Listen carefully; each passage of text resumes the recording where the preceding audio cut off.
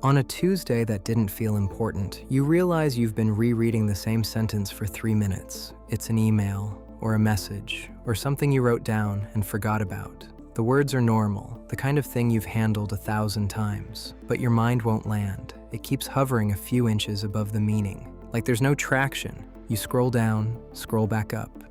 You open another app like it might contain the missing piece. You check the time, then check it again, like time is supposed to tell you what to do next. And then a small, private thought appears in the background. Why does nothing feel clear anymore? It's not that you're in an obvious crisis. You're still doing life, paying bills, showing up, responding when someone needs something. You can laugh at a joke, make dinner, run errands. From the outside, you look fine. Inside, though, it feels like the steering wheel got lighter. Like the old instincts that used to interpret everything for you aren't gripping the road the same way. Decisions that once felt automatic now feel weirdly distant. The things you used to want feel like they belong to a different person. You can't tell if you're tired, bored, burned out, emotionally fried, or just done. Confusion has a way of making you feel like something is wrong with you. Like clarity slipped away and left you stranded. Like everyone else got a map and you're standing there with an empty hand. But there's a kind of confusion that isn't a malfunction. It's identity dissolving. When people think of identity, they imagine a label, and I am this kind of person. But identity is also a reference point. It's the internal structure that organizes how you interpret your life. It tells you what matters, what hurts, what counts as success, what counts as failure, what you should tolerate, what you should chase, what you should fear. So when that structure weakens, clarity doesn't just fade, it collapses. And it can be disorienting because nothing outside has to change for everything to feel different. Same apartment, same job, same relationships, same routines, but the version of you that used to make sense of it all is fading. That's the first thing to name, gently, without drama. It doesn't make sense because the old interpreter isn't fully here anymore. This is why internal transitions can feel so unstable. You're still living in the same environment, but the meaning system you used to navigate it has started to expire. And expired meaning systems don't hand over the keys politely. They create gaps. The mind hates gaps. The mind treats gaps like danger. Because the mind relies on definition to feel safe. It wants labels, roles, conclusions. It wants to point to something and say, that's who I am, that's where I'm going, that's what this means. When it can't do that, it panics. Not always with loud anxiety, sometimes with restless scanning, refreshing your inbox, checking your phone, reorganizing your schedule, thinking about the same issue from 10 different angles, as if enough analysis will rebuild certainty. This is the disorientation of outgrowing yourself. You're no longer fully motivated by the old reasons, but you haven't lived long enough in the new reasons to trust them. So you float in this in-between space where everything feels slightly unclickable. Even good things feel muted. Even opportunities feel like they're happening to someone else. And because the mind is uncomfortable with being undefined, it tries to reconstruct the old narrative. It reaches backward. It looks for familiar patterns because familiar patterns come with familiar emotions. Even if they're painful, at least they're recognizable. You'll notice this as an urge to go back, even if you don't say it like that. Romanticizing older versions of your life, old friendships, old routines, old ambitions, even old problems. Nostalgia gets sharper during identity shifts because nostalgia offers a ready-made identity. It says, see, you were someone, you knew what mattered. But memory isn't a perfect recording, it's a reconstruction. When the present feels uncertain, the past gets softer lighting. Your mind edits out the dread you used to feel, the exhaustion, the quiet dissatisfaction that was growing even then. So you start searching for old explanations. Maybe you tell yourself you just need a vacation, a new job, a new relationship, a new city, a new purpose. Sometimes those things help. But often, the deeper urge underneath is simpler. The ego wants a storyline again. Because without a storyline, it can feel like becoming no one. That fear is quieter than people admit.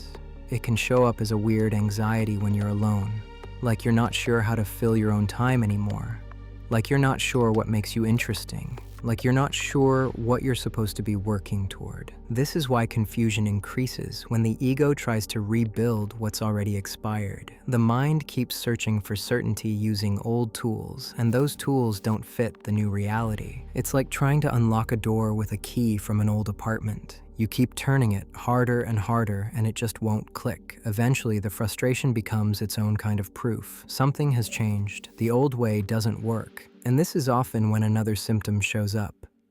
Emotional flatness. Not sadness exactly. Not despair. Just low signal. You wake up and things don't feel exciting the way they used to.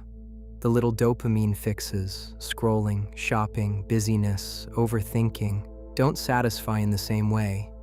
You can still do them, but they feel hollow faster. This emotional quiet can be unsettling because we're trained to believe that if we're not enthusiastic, something is wrong. If we're not passionate, we're failing. But there's a phase where excitement disappears before new purpose appears. Sometimes it's the nervous system recalibrating after long overstimulation. If you've lived for years in intensity, pressure, urgency, mental noise, your system starts to equate intensity with being alive. So when intensity drops, calm doesn't feel calming. It can feel like emptiness, like boredom, like something is missing. This is the difference between apathy and transition. Apathy disconnects you from life. Transition quiets you so you can reorganize your relationship with life. At first, they can feel similar. Both can look like, I don't care. Both can make you wonder if you lost something essential. But emotional quiet isn't always emptiness. Sometimes it's restructuring. Sometimes your body is finally stepping out of survival mode. And when survival mode ends, you don't always feel instantly joyful. You can feel flat because your system is learning a new baseline, a baseline that doesn't require constant bracing. That learning curve feels strange because you've never lived here before. And if you try to force passion in this phase, if you try to hype yourself back into the old ambition, you can delay clarity because you're pressuring your system to produce fuel it no longer wants to run on.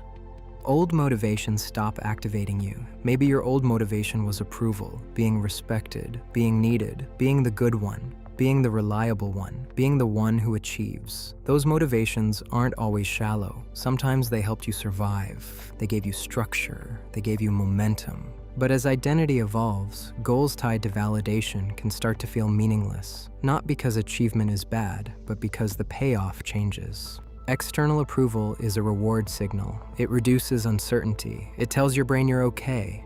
When that reward stops working, it feels like losing your drive, like losing your ambition, like losing your personality. But what's often happening is simpler. Your old rewards no longer apply, and that's deeply uncomfortable because it removes your familiar compass.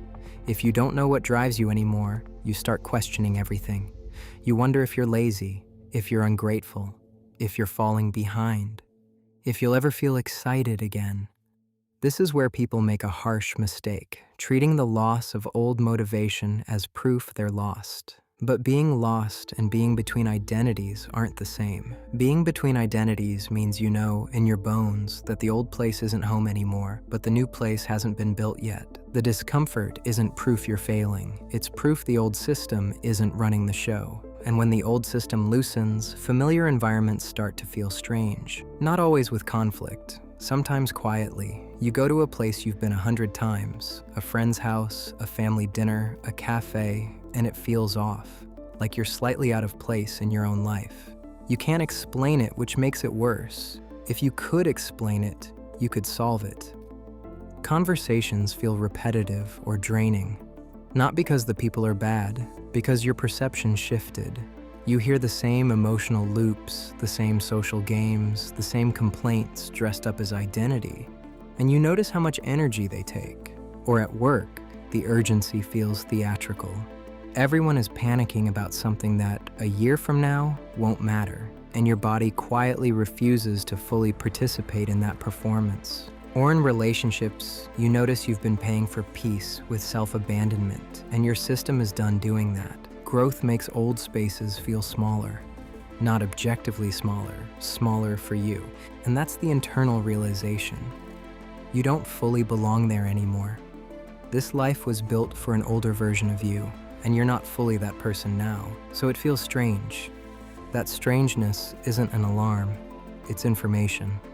Now, the part most people rush through because it's uncomfortable, the in-between phase, is structurally necessary. Identity dissolves before it reforms, meaning systems don't update smoothly. They collapse first. They create a void, a gap between selves. And the mind hates the void so much that it tries to rush into a new label, a new plan, a new identity, something that makes you feel defined again. Sometimes decisions are needed. Sometimes change is exactly what opens the next chapter. But rushing into a new identity just to escape the gap can build the next chapter on the same foundation that just collapsed. The surface looks different, but the engine underneath is the same. This is why patience protects real transformation.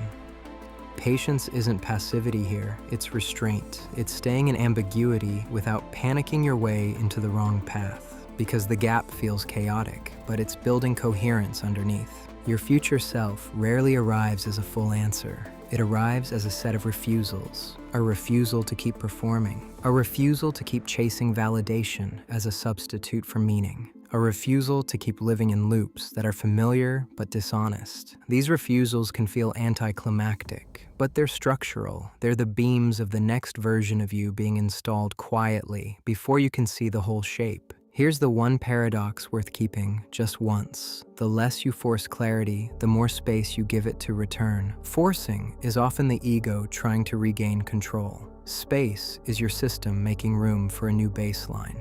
So what do you do with confusion when it isn't an enemy, but a passage? You don't romanticize it. You don't pretend it's fun. Confusion can be exhausting. It can make days feel pointless. It can make you doubt yourself. You also don't treat it like a puzzle you have to solve tonight. This is where a small, gentle practice can help, not as a fix, but as an anchor. When you notice the urge to rebuild the old narrative, when you catch yourself trying to force certainty out of nostalgia or panic, you might pause and name the phase as if you're labeling weather. This is the in-between. Then take a few slow breaths, slow enough that your body registers them, and ask one question that doesn't demand an immediate answer. What am I trying to get back to? Often the answer isn't a place, it's a feeling, familiarity, validation, a role, a version of you that felt secure because it knew the script. Seeing that softens your grip, because the goal isn't to become someone again as fast as possible. The goal is to become honest enough that the next identity is real. Another stabilizing move is smaller than you want it to be. One tiny act of alignment a day, not a grand purpose, not a dramatic plan, a small act of integrity, one true sentence, one boundary, one moment of choosing rest over noise, one moment of not reacting. Self-trust rebuilds through small follow-through. Motivation is unreliable in the gap. It comes from old rewards, and your old rewards are fading. If you wait to feel inspired, you might wait longer than necessary, but small integrity creates internal stability. It gives your nervous system something it can trust. Over time, the confusion changes texture. It may still be there, but it feels less hostile, less urgent. You stop treating it like a verdict. You start recognizing the quieter reality. Not knowing hasn't destroyed you. You're still here, still breathing, still moving through days. That recognition rewires your relationship with uncertainty. It creates a deeper trust, not trust in perfect outcomes, but trust in your ability to remain present without immediate resolution. And this is usually when meaning begins to return, not as a full story, not as a dramatic revelation, as alignment, a choice that feels right in your body before your mind can justify it. A direction that feels obvious, not because it's exciting, but because it fits. A door you stop trying to reopen, a habit you stop needing, a dynamic you stop tolerating. These shifts don't always look like success. Sometimes they look like subtraction, which brings us to the final recognition. This isn't breakdown, it's subtraction. Growth removes before it adds. It clears out what no longer works, not to punish you, but to make space. Space for internal authority, space for new standards, space for a life that isn't built around proving you're okay. This isn't an alarm, it's confirmation. If nothing makes sense right now, it may be because your old self is fading, and clarity can't return in the old language. It has to form in the new one. That takes time. Quiet. The willingness to let old rewards expire without replacing them immediately. So if you're in that strange season where your life looks familiar but you feel slightly out of place inside it, where your motivations don't light up, where your mind keeps trying to rebuild the past, where emotional flatness makes you wonder if you lost something essential, hold it differently. Not as failure, as transition, as identity dissolving so something truer can assemble. You don't need to panic because you don't have a map. The lack of a map is part of the process. The old one no longer applies, and that's why you feel lost. But you're not lost. You're between worlds. And this is exactly where clarity is born. Not as a perfect answer, but as a way of being that doesn't need the old story to move forward.